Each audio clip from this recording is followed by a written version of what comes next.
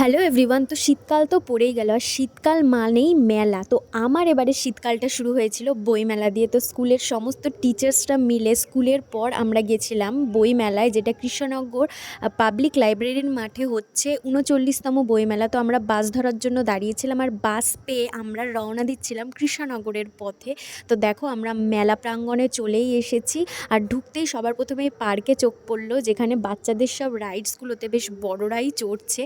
তো প্রবেশ পথ ঢুকে ভেতরে যেতেই চোখ পড়লো এখানে একটা আর্ট গ্যালারি হয়েছে ছোট্ট করে, যেখানে প্রচুর হাতে আঁকা ছবি প্রদর্শনী করা রয়েছে। আর এখানে ছবিগুলো দেখো এত সুন্দর করে আঁকা যে দেখে মনে হচ্ছে এগুলো সব এক একটা ফটো। দেখেছো সুচিত্রা সেনের ফটোটা কি ভালো লাগছে। তো এরপর ধীরে ধীরে আমরা মেলায় ঢুকে গেছিলাম, আর মেলায় কি কি বই দেখলাম, কি কি বই নিলাম, আর কিভাবে আনন্দ করলাম, সেই সব কিছু দেখার জন্য পরের পার্টটার অপেক্ষা করতে হবে, আর চ্যানেলটা সাবস্ক্রাইব করতে হবে। তো টাটা।